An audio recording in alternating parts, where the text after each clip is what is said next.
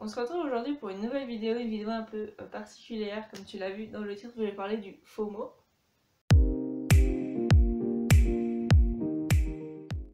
Donc le FOMO, pour ceux qui ne savent pas ce que ça veut dire, ça vient de l'anglais Fear of Missing Something, qui signifie en fait la peur de manquer quelque chose.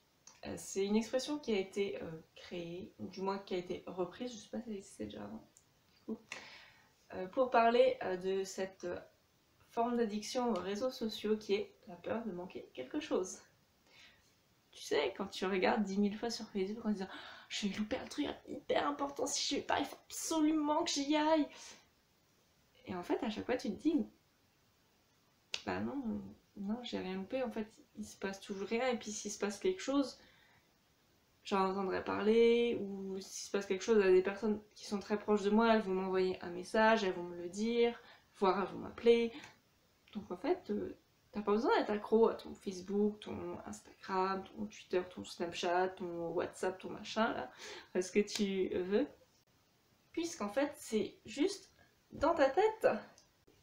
Du coup, pour parler de ma petite expérience, donc moi j'avais ce truc-là avec Facebook. À chaque fois, je me disais, c'est un scoop hyper important.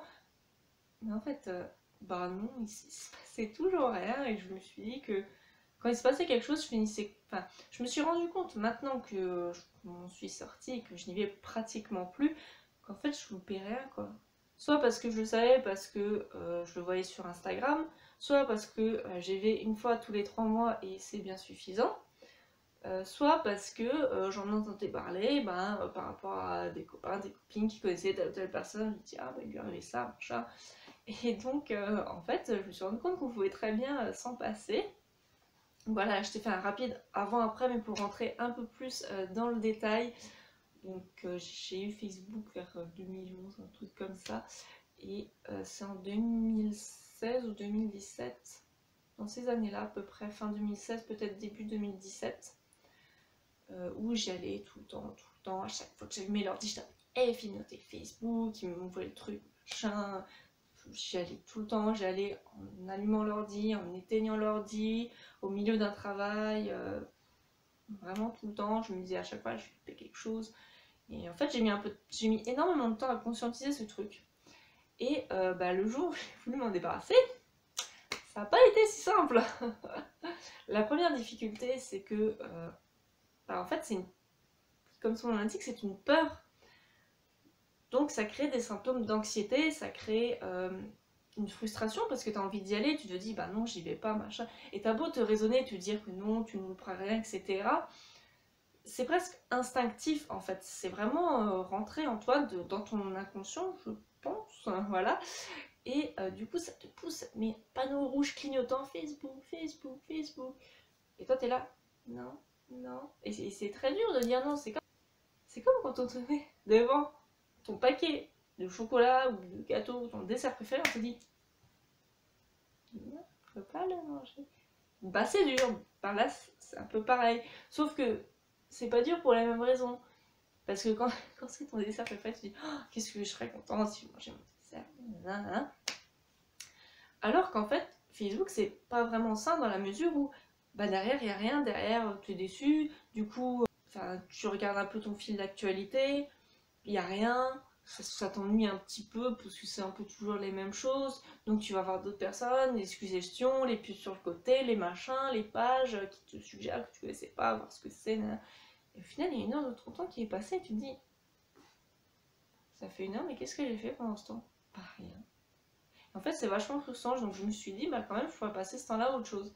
Donc la première chose que j'ai fait, parce que si t'arrêtes tout de suite c'est un peu dur, c'est comme arrêter la cigarette tout de suite, c'est assez dur, la plupart des gens n'y arrivent pas, je pense que c'est pas la meilleure méthode, et de toute façon, je suis pas la première à le dire.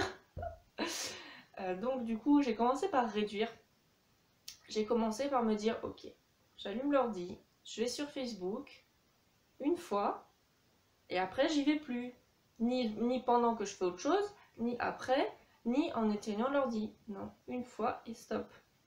Ça c'est la première étape. C'est déjà assez dur. Après, la deuxième étape, c'était bon, je vais essayer d'y aller une fois, comme on a dit, une fois que la première étape est bien assimilée, on va passer à la deuxième. La deuxième étape, c'était du coup, je vais y aller en fait, et je vais limiter mon temps, c'est-à-dire que Sachant que à partir du moment où j'allume, je peux facilement rester 1 heure. Donc voilà, faut pas dire bon, je vais y aller 5 minutes. Ça va pas être réalisable, enfin un truc. Donc du coup, je me suis dit, bah je vais rester maximum 25 minutes. Après, j'ai réduit. Et après, je me suis dit, bah je vais y aller qu'une fois dans la journée. Et après, petit à petit, j'ai essayé de vraiment réduire. Et en parallèle, il y avait comme un processus qui se faisait dans ma tête pour dire, bah non, tu vois, t'y étais, il n'y avait rien, il s'est rien passé, t'as trouvé ça ennuyeux finalement, tu regardes telle et telle solution, mais qu'est-ce que ça t'a apporté? Et à force d'enregistrer ça, en fait, c'est comme si t'enregistrais, t'as un message inconscient qui te dit attention, tu vas louper quelque chose, et là, t'es en train d'enregistrer un message en disant bah non, en fait, je loupe rien. Pendant que la certitude augmente pour ton cerveau que non, tu ne loupes rien, celle que ah là là, tu vas louper quelque chose, mathématiquement, elle descend. Et donc, du coup, tu finis par t'auto-convaincre que non, tu ne loupes rien. Et c'est ça aussi qui m'a beaucoup aidé, quoi. C'est pas juste de dire je pense qu'il faut vraiment à la fois une prise de conscience avant de prendre des mesures radicales. Parce que sinon, il y a des chances que ça marche pas. Parce que tu vas toujours être avec ta frustration, etc. Et du coup, ça réglera les symptômes, mais pas le problème de fond. Tandis que là, j'ai vraiment pu régler comme ça le problème de fond en me disant bah non, je vois bien que je comprends rien, je vois bien que ça m'apporte rien, que limite des fois ça m'ennuie un petit peu. Du coup, en fait, tout ça, tout ce processus de je m'auto-convainc que, ça fait que tu baisses ta peur de louper quelque chose, donc ça fait que tu baisses ta frustration, parce qu'en fait, ton cerveau enregistre que la frustration, en fait, t'as pas lieu d'être puisque tu ne louperas rien.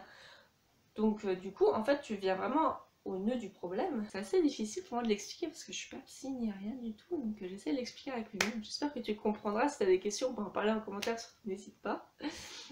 Et du coup, petit à petit, j'ai pu baisser. Et au bout d'un moment, j'ai plus voulu y aller parce que, en fait, j'avais peur non plus de louper quelque chose, mais j'avais peur de retomber dans cette dépendance, dans ce FOMO, dans ce fear of missing something. Et du coup, ça me décourageait complètement d'y aller. En fait, c'est comme la personne qui arrête, par exemple, je vais reprendre l'exemple de cigarette, en tant qu'affaire, qui arrête de fumer, elle a tellement peur de retomber dedans que ça la décourage de toucher une clope, quoi. Là, c'était un peu le même effet, du coup, c'est comme ça que je m'en suis sortie. Et du coup, je pense que j'ai fait le tour de ce que je voulais dire. Cette fin est géniale. Si toi aussi tu as connu ce sentiment, ce FOMO, si tu t'en es sorti, si tu as encore du mal à t'en sortir, n'hésite pas à m'en parler en commentaire, ça m'intéresse beaucoup. Et on se dit à très bientôt pour une nouvelle vidéo. Salut!